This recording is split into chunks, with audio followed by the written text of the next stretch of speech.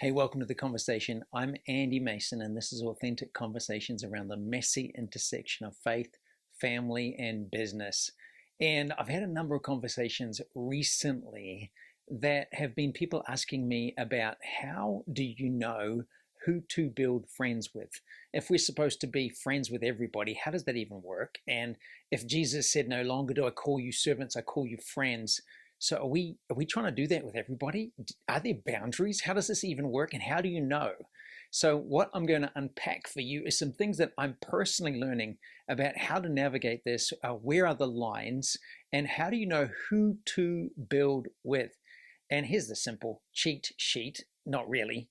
Is I grab my Bible. That's this thing over here, and this is full of the ways of Jesus, and it really works. So firstly, for if you're sitting here and wondering, well, how does this apply to me? Well, you're called to influence. You're called to disciple nations. So who do you disciple? Where do you disciple? How do you disciple? Where do you even start? And so all of these things, I look at the life of Jesus. And so for starters, if you find yourself with nobody around you, the Proverbs talks about he who wants friends must be friendly. So there's some real basic stuff about growing in that. How to live life. There's some great books about how to become friends of people.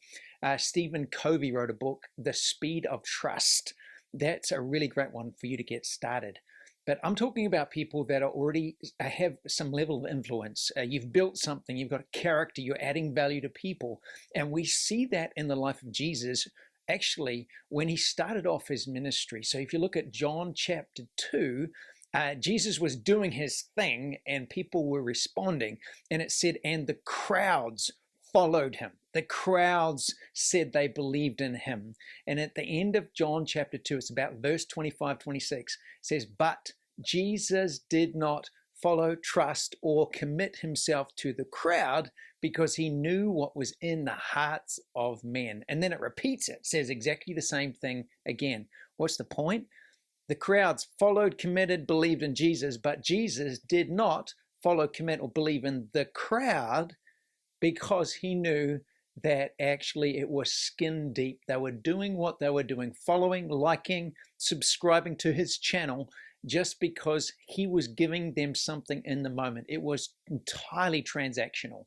And if he had just responded in that moment, he would have had a transactional ministry. What does that look like? Well, that's when the leader makes a mistake and everybody leaves.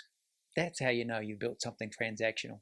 If you built something that's of depth, that works two ways, then I'm going to stick with you regardless because I'm building for the long term. That's what Jesus does with us.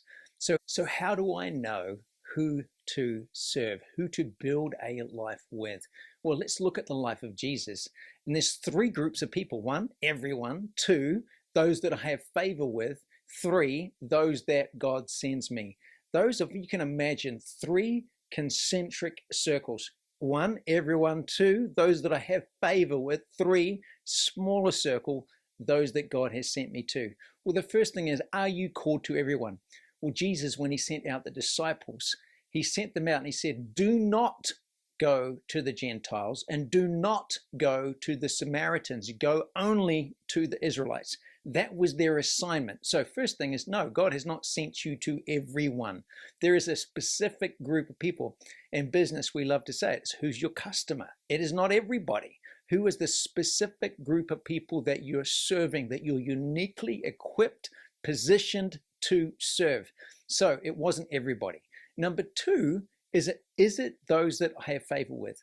And this is where we can actually come unstuck because I've got so many followers, I've got so many subscribers, I've got so many people that have jumped on my email list that turn up. Am I called to serve all of them? Well, I may serve everybody, but I'm not going to necessarily build with everybody or give myself. Just like we talked about in John chapter 2, the crowds followed Jesus. He had favor because he was delivering value, but he did not give himself to them because he knew what was in the hearts of men. His customers one moment, his subscribers and email list and congregation one moment became the ones that screamed, crucify him the next. So how do I know? Well, group number three is the ones that God sends you. So what did Jesus do? Jesus spent all night praying and said, God, I've got all of these people around me. Which are the ones that you have given to me to serve? And if you fast forward to John chapter 17, he prays, and he prays specifically 7 different times. It mentions those you gave me, I have kept them. I have guarded them, I have protected them, I have given them your word, and only one is lost, but that was the one, Judas, who was going to be lost from the very beginning. It was actually spoken of him. He was part of their bigger plan or purpose. So how do I know? Number one, you've got to ask God, who have you sent me to? Who are you giving me to pour my life into?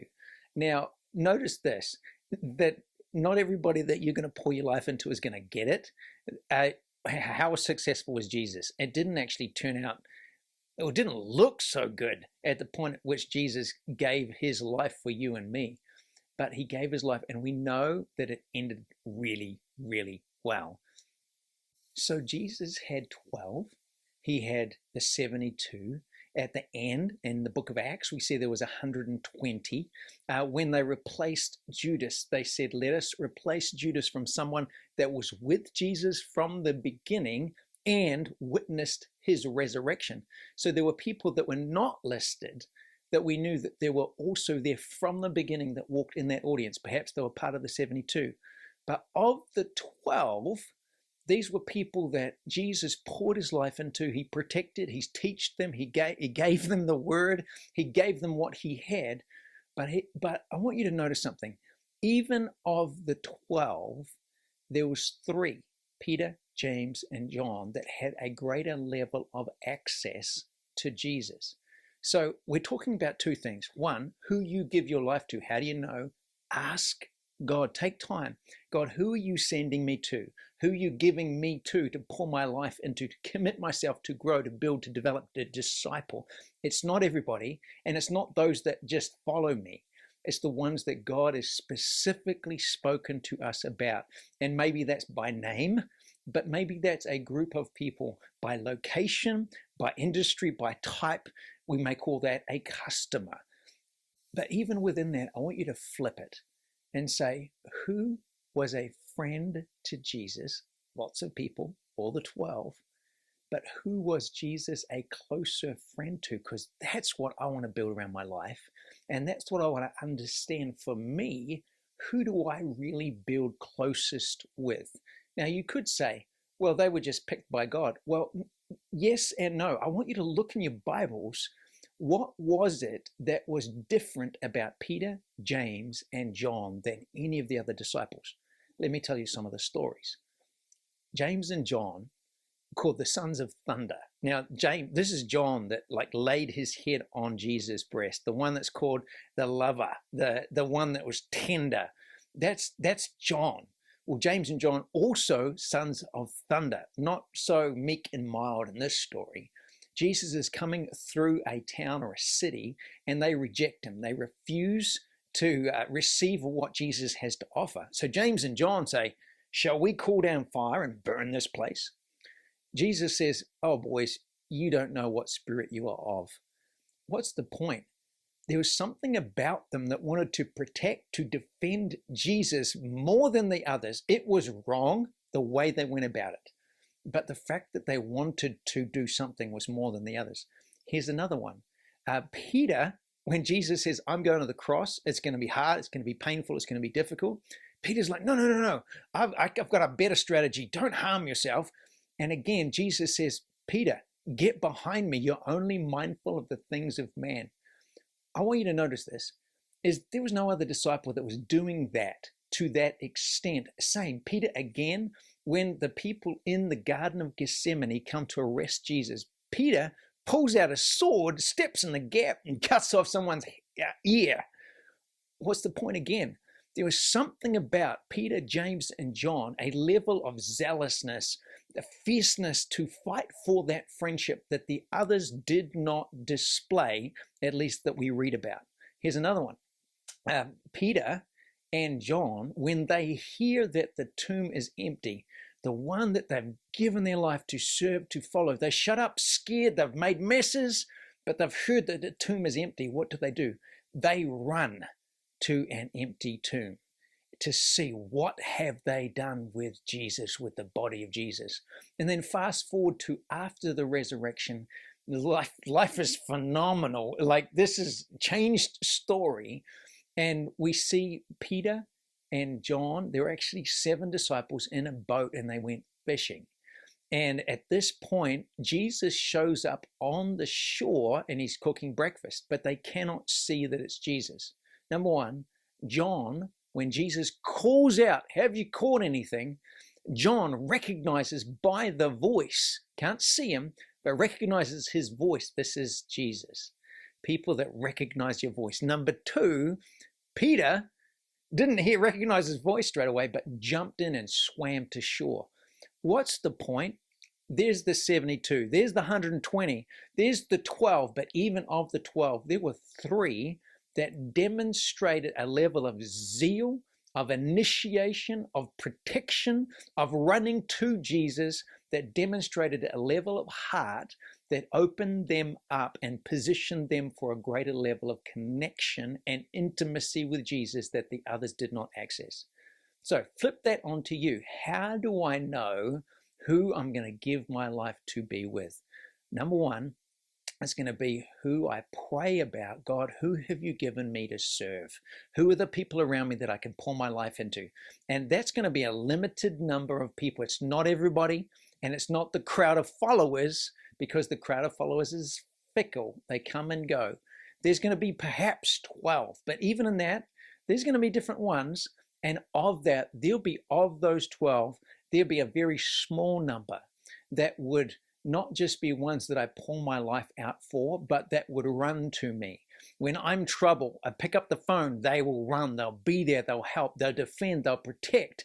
Not always the right thing. They just want to save, to protect. But that's how I know, number 1, who I'm going to build my life with. And that's how I know who truly is not just who I'm a friend to, but who is a friend to me. I hope this is of value to you. I know there's so much more. Jump into your Bibles, read the book of John, and just look at that and think, in you and your business, who are you building with? Who's God sent you to? Can you say, like Jesus says, I have kept those you have given me. As much as it depends on me, I have enabled them. I've made my gifting and ability available to them. I've grown them to the degree that it depends on me. Now, God, I ask you to fulfill what you've started and begun in them. And I just want to encourage and invite you. Janine, my wife, our kids are just doing such a great job in growing in character of citizens of heaven, kingdom character, navigating toxic cultures, all sorts of up and downs. And one of the keys to doing that is the way that we, and particularly Janine, has parented them. So she's put together, because you were asking, a parenting course. Is 6 weeks long. She's going to go behind the scenes and say, here's what we done, why, and lay it out for you to do the same, to build children that can navigate culture and not be influenced by it, to stand up for that which is true and also live fully alive, engaging and advancing. You can jump onto heaveninbusiness.com/parenting to find out more. And keep your eyes out, because coming soon, we've got a course on 30-day guide to hearing God and a book that's coming out, and we're pretty excited. So make sure you keep in touch, stay tuned, and I'll see you again next week.